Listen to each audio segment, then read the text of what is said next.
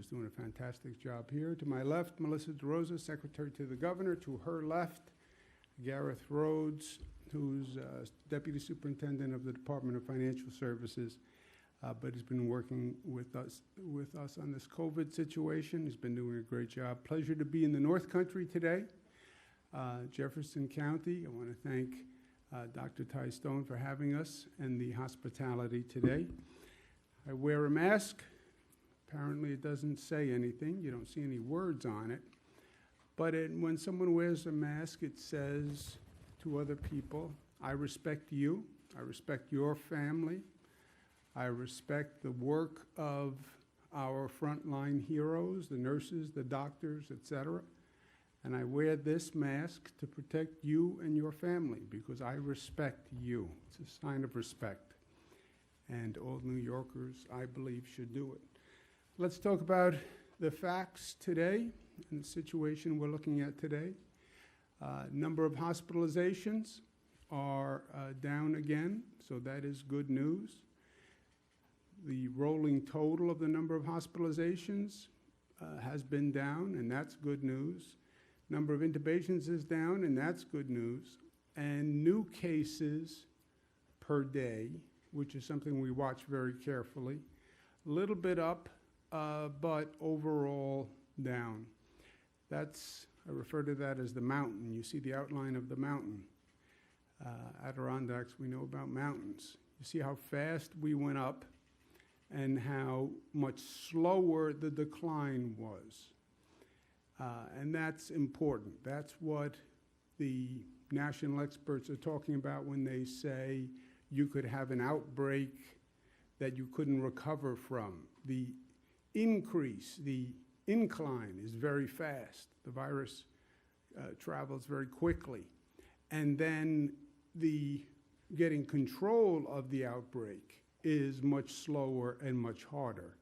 And that was the experience we had here in New York. You see how fast it went up and how many days of super effort by New Yorkers it took to get that spread under control and to reduce the rate of new cases.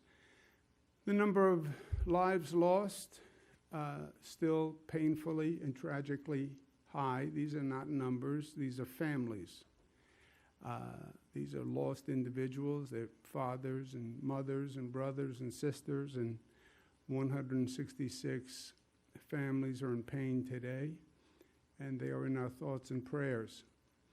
When you look at where we are today, we're just about where we were when we started this terrible situation.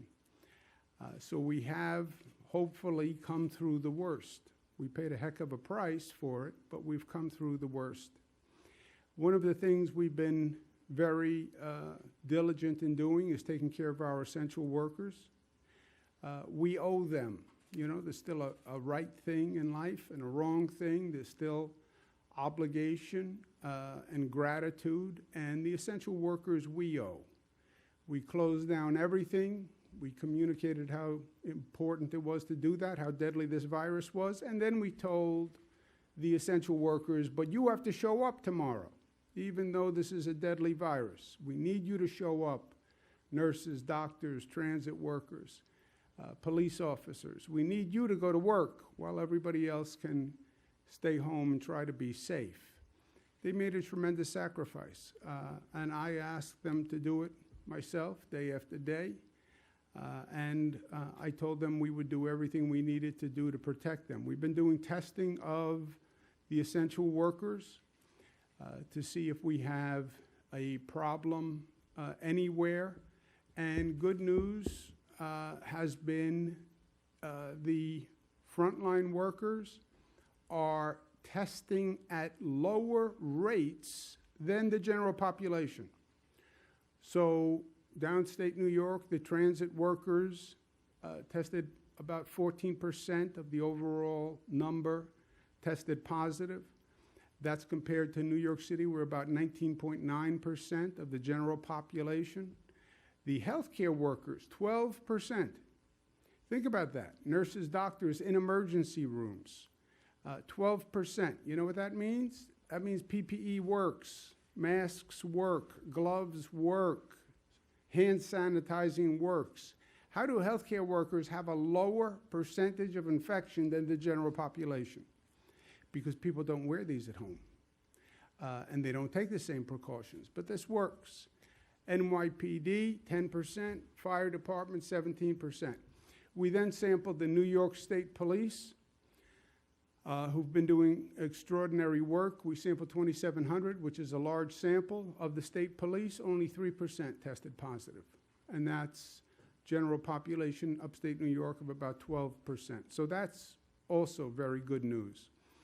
And then we tested the people who work at docks, our Department of Correction Services.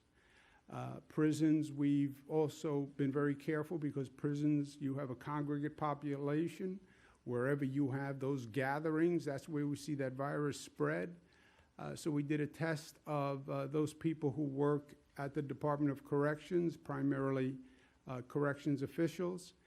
We sampled over 3,000, 7.5%, again below the general population rate. So that should give us all some peace of mind that the essential workers were out there, they are doing fantastic work for us, and we've made sure that they were protected in doing the work that they're doing. All of the frontline workers, public service frontline workers, tested below the general population. So we should feel good about that. Also, I want people to know that elective surgeries are going to start in 12 more counties, and that's important. We had stopped elective surgery, so we had additional hospital capacity for COVID patients. But as the number of COVID cases has come down, we can restart elective surgeries. Also ambulatory services. So that is good news. A lot of attention on reopening now, and we're doing something in this state that no other state is doing. We are doing the most transparent discussion and reopening operation of any state. Why? Because it only works if people understand it and if people are part of it, right? This is not a government exercise that we're doing here. This is a social exercise. The 19 million people of New York State are doing this. And the best I can do is give them the information, and I believe in them, and I believe in the people, and I believe when they have the right information and they trust the information and they know the information is actually factual as opposed to some type of political jargon, they will do the right thing. And they have, and that's how we bent that curve and flattened that curve. Same thing on reopening. You will know exactly what is happening in your region, in your county. You'll know the facts, you'll know the numbers on a daily basis, and you'll know what we're doing. We heard testimony yesterday from the national experts, Dr. Fauci, who warns of suffering and death if the U.S. reopens too soon, okay? If you reopen the economy too soon, people are not taking the precautions, you have gatherings, the virus will transfer, and you'll see a spike in hospitalizations, and you'll see a spike in deaths. Okay, what's the key in that expression? The key is too soon. If you open too soon, all right, what does that mean, too soon? Too soon means you're increasing activity at a rate that the hospital system cannot handle, and people are not taking the right precautions. That's what too soon means. Okay, well then how do we calibrate too soon? You can measure exactly what you are doing. The red valve is the reopening valve. You start the reopening valve. Activity increases. You're doing diagnostic testing. Are you positive or you're negative? And you watch that rate. You're doing antibody testing, which tells you how many people were infected, and you watch that rate. You know on a day-to-day basis now how many people are walking into the hospital with COVID. We have those numbers, never had them before. We have them now. You watch that rate every day. And if you watch those rates, you know how fast the virus is spreading, what they call the rate of transmission, the RT. So too soon, watch the numbers, watch the measures. There is a science to this. And that has to be watched in every county, in every region, and it has to be monitored. And you see those numbers starting to move, you will know if you're reopening too soon and if people aren't taking the right precautions and if you see that virus spreading. So give the information to the people. That's what I'm trying to do. That's what I've been trying to do from day one, because government can't do any of this. This is a function of the actions of every individual and every family. We'll have a regional control group for the North Country, for every region in the state. Watch those numbers every day. Make sure those businesses are complying. Make sure people are complying. And watch it day to day, and you'll know if the activity is increasing to a level that is increasing the rate of transmission, and act accordingly. And that has to be done on a region-by-region basis. Now, also with this virus, we must stay alert because we're still learning. And what we thought we knew doesn't always turn out to be true, okay? This virus has been ahead of us every step of the way in this country. When we first started with this virus, we were told it was coming from China, right? Wuhan province, it came from China, and it's going to come from China now to the United States. Turns out it didn't come from China to the United States. It did in some parts of the country, but the East Coast, it turns out it came from Europe. I talked to everyone all day long. In the beginning of this, nobody ever said it's coming from Europe. And we had 2 million Europeans come to New York, New Jersey, the big airports, International Airport, JFK, and no one knew it was coming from Europe because it had gone from China to Europe, and then it gets here from Europe. No one knew. When this started, once you have the virus, you have antibodies, and then you're immune from further infection. That was stated as a fact. Now it turns out maybe you're not immune, even if you had it. Maybe you have some immunity, but not total immunity, we're not sure. Okay. Then we were told children are not affected by COVID virus. Great. Sigh of relief. Less than 1% of New Yorkers who are hospitalized under 20 years old. Now we're finding out that may not be 100% accurate either, because now we're seeing cases that the Department of Health is investigating, and New York is in many ways the tip of the arrow here, looking at 102 cases where children who may have been infected with the COVID virus show symptoms of an inflammatory disease like the Kawasaki disease or toxic shock-like syndrome. We have lost 3 children in New York because of this. 5-year-old boy, 7-year-old boy, and an 18-year-old girl. And these cases are all across the state, predominantly where the population is.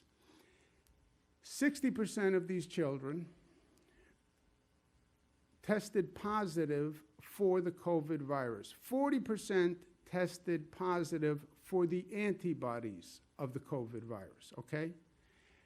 That means children either currently had the virus or could have had it several weeks ago and now have the antibodies saying that they had the virus and they recovered from the virus. 70% of the cases went into ICU, which means they're serious. When You go into intensive care, it means it's serious. 19% resulted in intubation, which means they're very serious. 43% of the cases are still hospitalized. On the age, when they say children, it's across the board. It can be under 1 year old. It can be up to 20, 21-year-old. Majority between 5 years old and 14 years old. It affects children of all races. And it's not just in New York. The Department of Health sent an alert to 49 other states. Dr. Zucker has been leading this conversation nationwide. 14 other states are now investigating cases in their state for possible inflammatory disease for children related to COVID. 5 European countries are now looking at this. Because it happened after the fact and does not present as a normal COVID case, it may not have been initially diagnosed as a COVID case. COVID cases are normally respiratory. This is not predominantly respiratory. It's an inflammation of the blood vessels, which could affect the heart. So it's more of a cardiac case than a respiratory case, which is a new manifestation of the COVID virus. Department of Health is being very aggressive in doing the investigation and also talking to other states, countries about what they may have learned, partnering with Rockefeller University and the New York Genome Center to see if there's anything in the DNA of these cases. But parents have to be aware of this.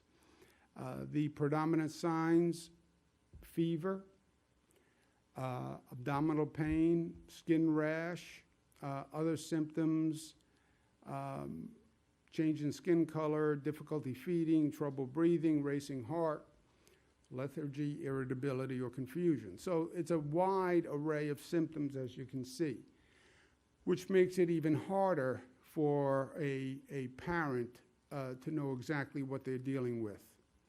If your child has been exposed to someone who had COVID, even if it was several weeks ago, that is a special alert in this situation. Department of Health has told the hospitals in the state to prioritize COVID testing for children who come in with any of these situations. And if you want more information, this is the health site to go to. Now, as a parent, I can tell you, this is a parent's worst nightmare, right?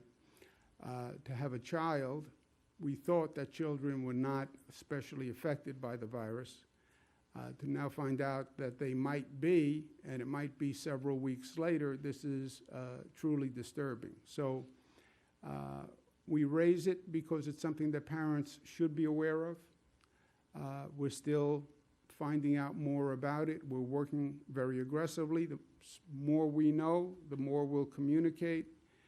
For now, everything we know is on that website, but if parents say, you know, should I be concerned? You should be aware. You should be aware. First job is to protect our children. My baby is 22, not really a baby anymore, she likes to tell me. She's theoretically, this is 21 and below, she's 22. Maybe I have nothing to worry about. I still worry because that's what you do as a parent. You worry. I tried to get her up to come with me today, Michaela, 22 years old. You think you have any power in life? Try to get a 22-year-old out of bed at 7:30 in the morning, and you will quickly come down to earth about any expectation of anything. But go to the website in the meantime. New York State, I'm proud of what our people have done, and we're proceeding with caution and with intelligence. We also need help from Washington. I understand the federal government has said, you know, it's up to the states, it's up to the governors. Great. But we need help to make this happen. And we need help from Washington. I think that the decision or realization that it should be done state by state makes sense. But it doesn't mean the states are on their own either. And we need federal legislation. We need what's called state and local aid. Our state budget, our state economy has suffered. We have a significant funding gap, and states need assistance. New York has about a $61 billion funding gap, which is a very, very serious funding gap. Who does the state fund? If we don't have funds in our budget, what does it mean? States fund local governments. We fund police, firefighters, and schools. If our budget doesn't work, who gets cut? Police, firefighters, schools, local governments. The very people who we need to fight this virus, and the very people who we all call the essential workers and the heroes who have been doing a great job. Then how do we not give them the support that we need? We also need funding for state testing. Everyone says the key is testing. The key is testing.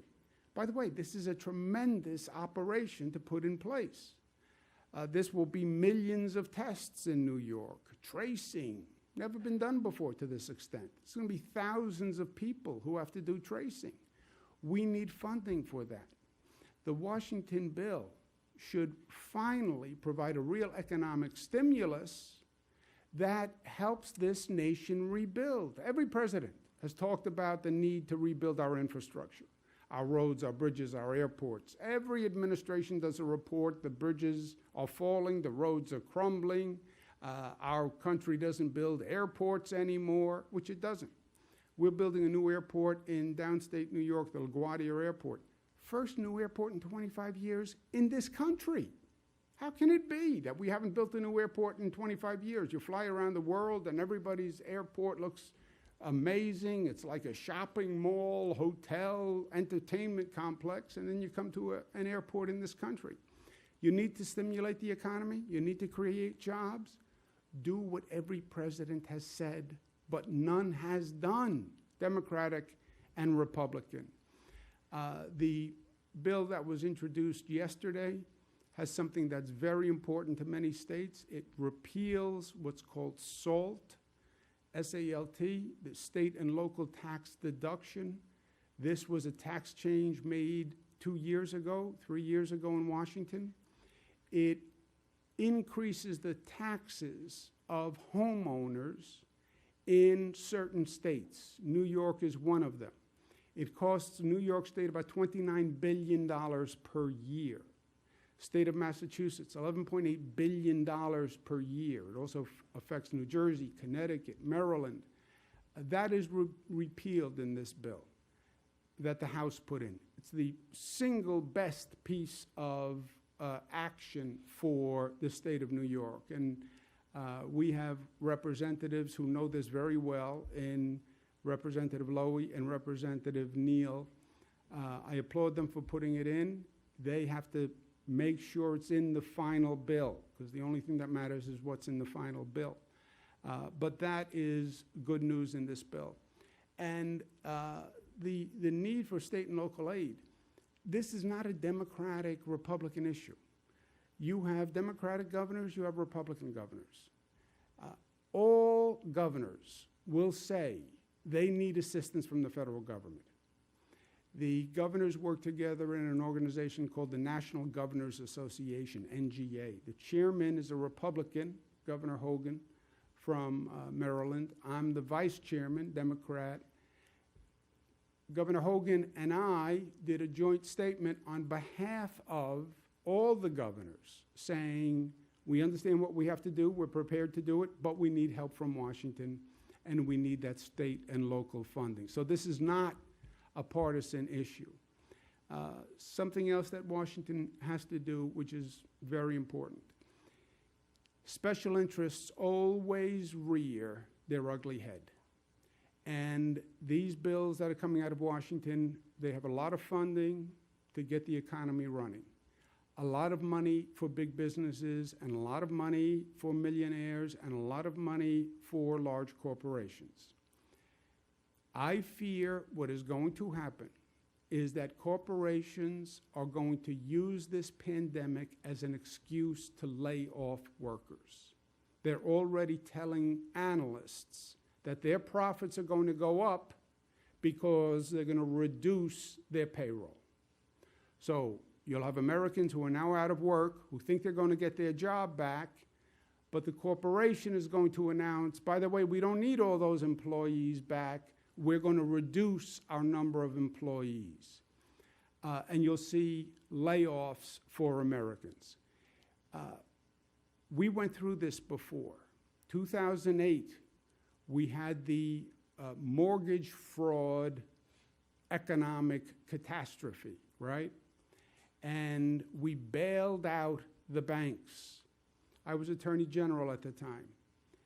So many banks took the bailout from taxpayers and then gave themselves bonuses or gave their employees bonuses with taxpayer dollars.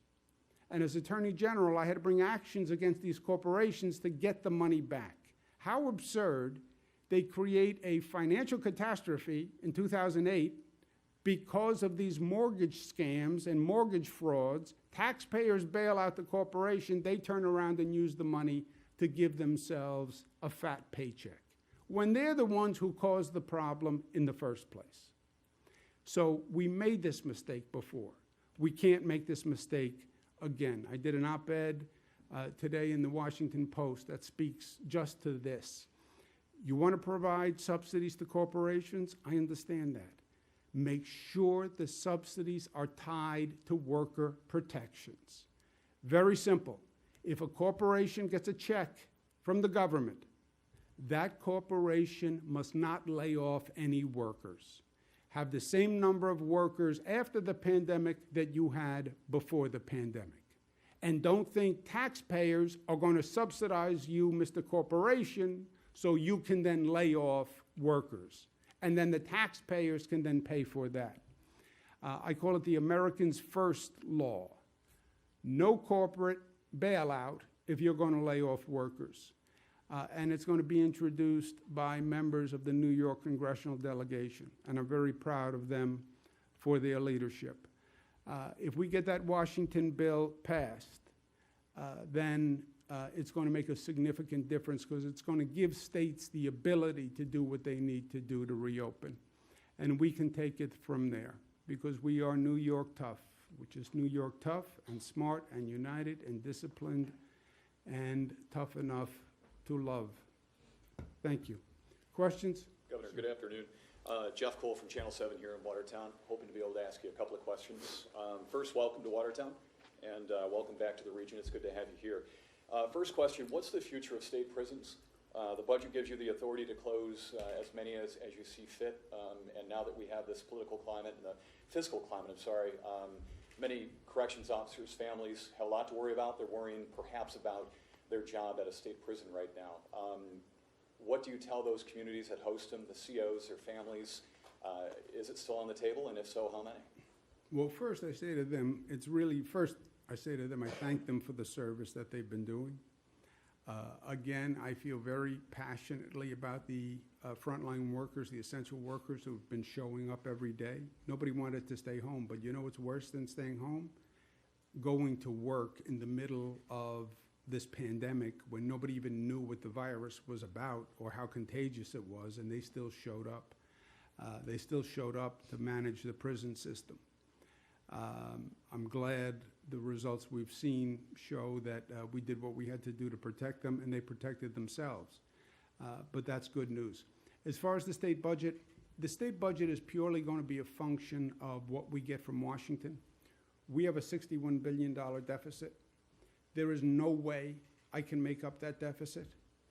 I am very good at controlling costs. You look at how our state budget has gone up year to year. It's gone up at a lower rate than any past governor. So I'm proud of that.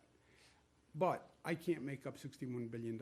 And it's going to be purely a function of what happens in Washington. If they act responsibly and they give state governments the assistance they need, just to balance the books, we just want to balance the books, then we'll proceed with the budget plan that we had. But if we don't get Washington to act intelligently, which wouldn't shock any of us, right? We're going to have a serious problem. And I can't tell you what actions we would need to take to fill that budget hole, because we've never been here before. It's a larger budget hole than this state has ever faced. Second question, unemployment. I know the system has paid out 3 times as much since last year, compared to last year in what, 6 or 7 weeks. It's still a problem though. State Senator Patty Ritchie's office tells me today that they've had hundreds of calls this week from people that are still concerned. The senator, along with some other senators, started a website, fixdoldisaster.com, and they've called for the commissioner to step aside.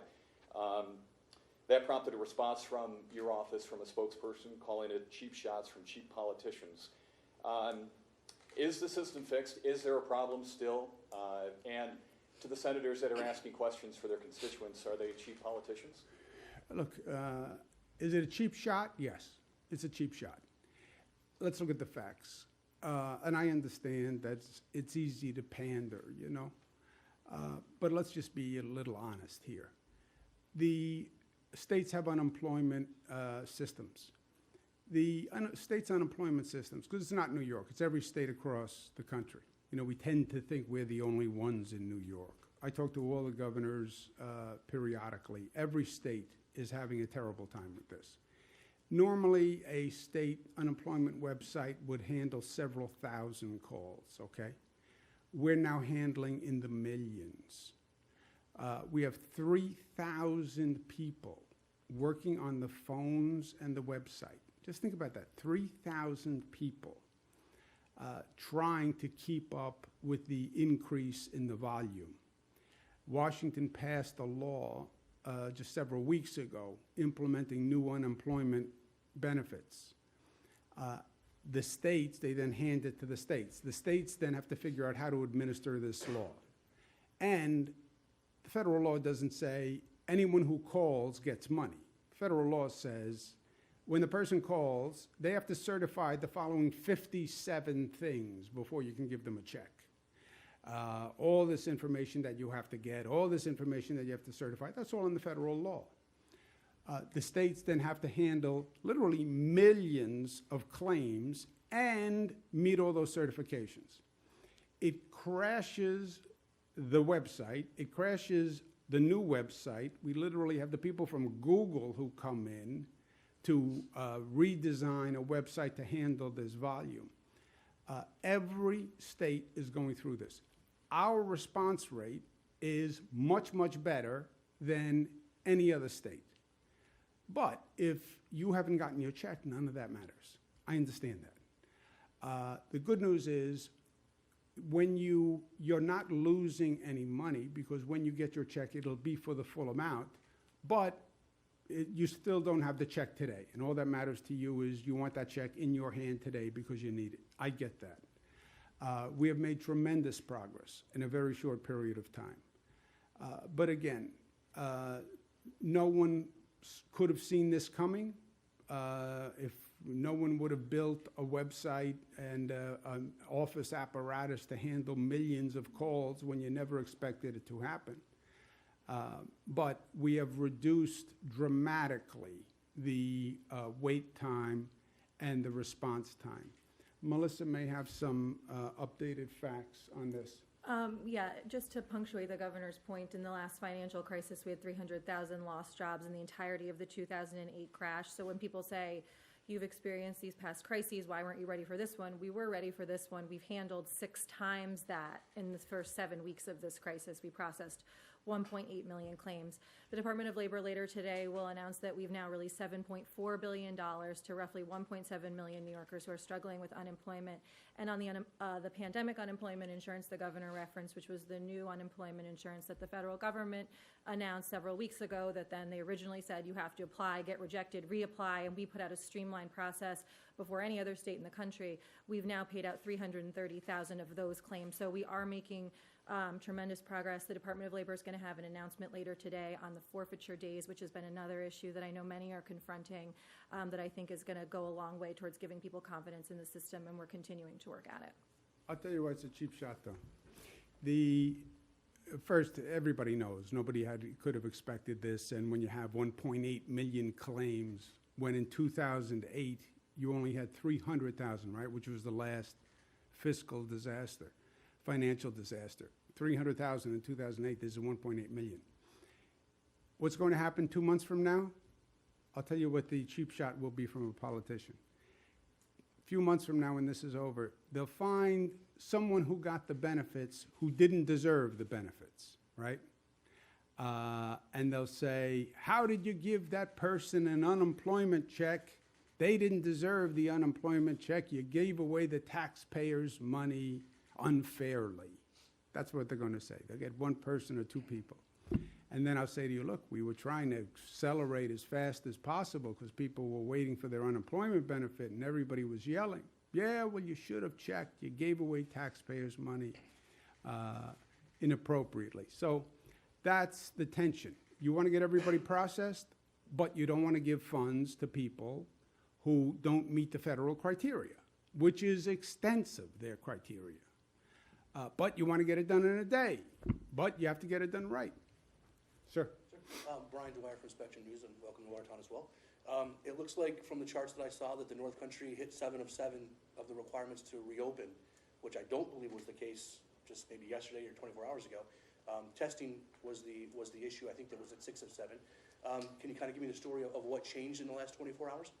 Sure. So the testing parameters that we're using to determine whether or not a region is prepared to open, it actually came directly from Dr. Birx and the White House Coronavirus Task Force. As the governor has continued to note, we do everything on the facts and the metrics and the data, and ensuring that a region has appropriate testing capacity to be able to gauge what's going on is critically important. They laid out that we should have 30 tests per 1,000 residents tested monthly. The North Country had been just beneath the 419 that is needed for the North Country, but as of yesterday, we hit 454 tests, and so now the North Country has met the criteria, and moving forward, we are confident that they have the testing capacity they need to reopen. For a long-term Yes. solution, there are enough testing. Yep, it's per day average over the past 7 days. Yeah, but just a caveat. I'm all about the caveats nowadays. Because you see, they tell us a fact, and then the fact turns out not to be the fact, right? So we're reopening, but remember what Dr. Fauci and the experts say, there's a danger of reopening too soon. We are reopening on the metrics they gave us. We hit all the metrics. That's the 7 out of 7. But that doesn't mean, okay, we're done. We're reopening. Monitor every day. And that's the regional responsibility. Look at those numbers every day, see what's happening with those numbers every day, and respond to those numbers. And that has to be done right here at home. And that's the responsibility of every county and every person. Wake up, have your coffee, go online, look at those numbers. Because that is a function of what people do. And that has to be watched every day. And you have to calibrate your level of activity by every day. So it's not, okay, we were reopened and now we're reopened, period. You're reopening as long as it's not too soon and it is done right. People get cavalier, people get cocky, people get arrogant, they forget the pain we just went through.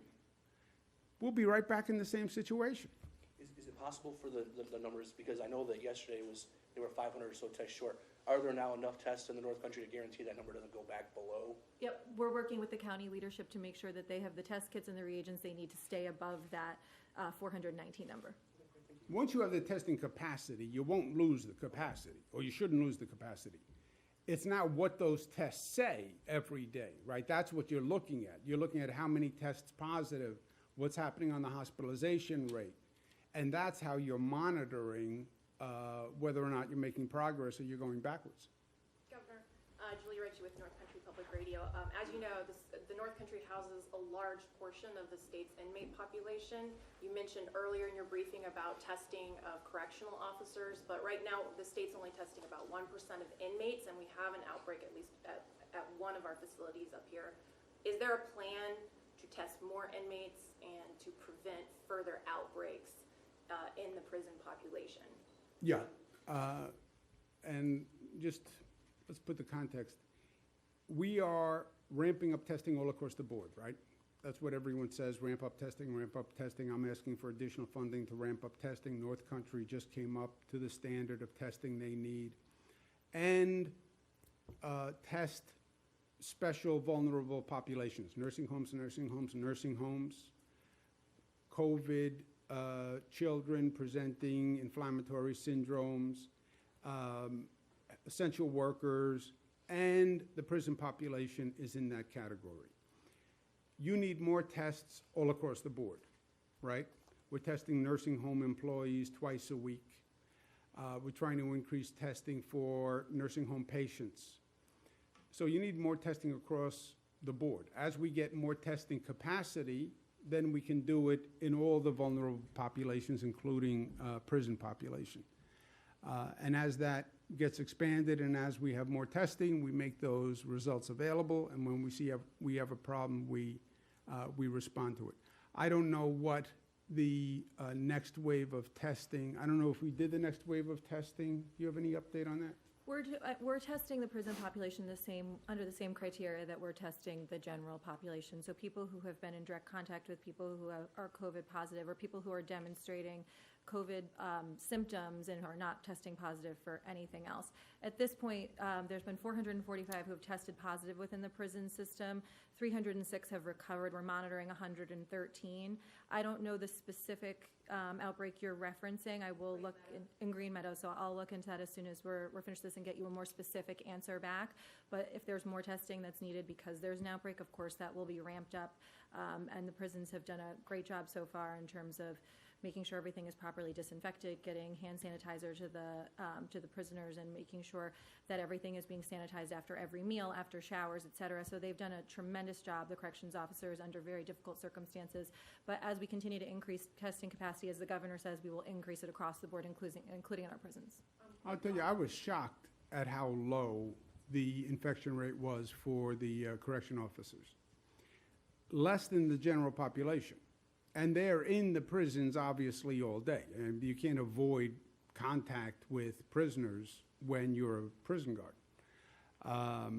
So it speaks very well of the correction officers, but it's also an insight into the prison population because, and we'll check the specifics, but if you had a significant problem in a prison, you wouldn't have that low a number of the correction officers infection rate. And we didn't see any deviations in those rates. It was uniform across the board.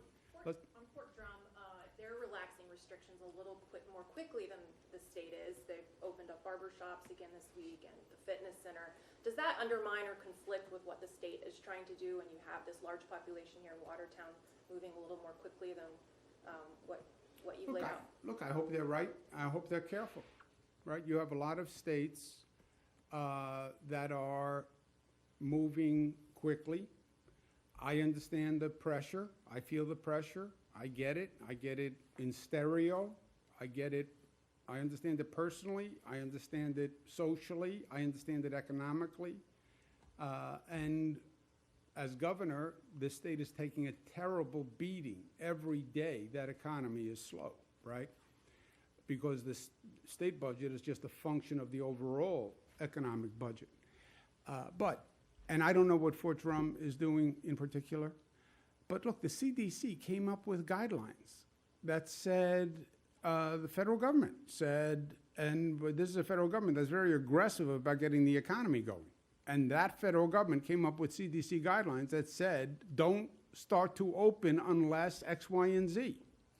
And some states are opening even though they didn't meet X, Y, and Z. I don't understand that rationale, right? No one says that the president isn't very aggressive about opening the economy. His agency, the CDC, said you have to hit X, Y, and Z. So I'm saying we have to hit X, Y, and Z. That's our criteria, basically. So I can't speak to anyone else. And again, I don't know what Fort Drum is doing or not doing. Last question. Hi, I'm Rachel Burt from the Watertown Daily You have Times. a very attractive mask. I have Thank this you. very boring, bland mask.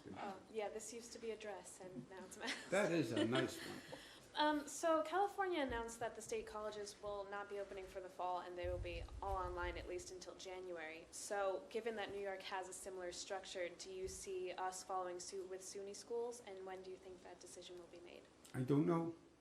I don't know. I understand what California did. You know, this situation changes my perspective is the situation changes so fast, and the facts change, and assumptions change, and everything changes. Where are we going to be in September? I don't know. I don't know where we're going to be in August. I'm trying to figure out June. I understand schools need a lead time, and they need to plan. We've told our schools, plan on how you will reopen for the new normal. Because think about how dramatic it is in a school, right? You have 300 kids in a classroom, in a college lecture hall. Okay. Now you can't have 300 kids in a lecture hall. Well, how many kids can I have? Well, I have 6 feet social distance. That means you can only have 72. All right, how do you run courses now with not having a gathering of students? How do you have a cafeteria without a gathering of students? So we told them to plan for a new normal, but I want to see what happens between now and then, get some more data, get some more information, respectful of the time the schools need to actually plan. But I'm not ready to say what we should be doing in September on schools. Okay? Okay, really the last. Really quick. Only because you have another very interesting mask. Thank you, I made it. Did you make it? Yeah, okay. So, starting with the requirement for nursing homes to be testing employees 2 times a week. Some local officials here expressed concern about not being able to have enough tests to be able to do that. Does the state plan to supply the test, or what do you do to help in that situation? Yes. Look, nursing homes are the most vulnerable people in the most vulnerable place. I know they're not happy about testing. Some people are not happy. Well, some people are never happy, so put them aside. Many of them in my own family. The next group, I know many people are not happy that we said nursing home staff has to be tested twice a week. This is the most vulnerable population. And if you only test once a week, let's say the test is on Monday, that means somebody could get infected Tuesday and go to work Tuesday, Wednesday, Thursday, Friday, Saturday, Sunday, and infect people.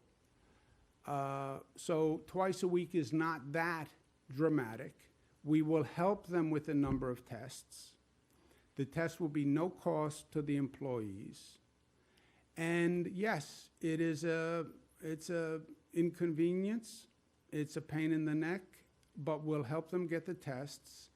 And it is an extra activity, but I think, look, we have to be able to say, we did everything we can, right?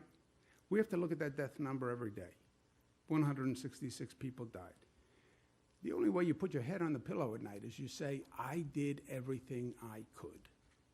They had a hospital bed, they had the best nurses, they had the best doctors, they had ventilators, they had the best treatment. We did everything we could do. Up until today, as I am before you, I can look you in the eyes and say, we did everything that we could. As a society, you can't save everyone. You're going to lose people. That's life. That's somebody else is in charge of that.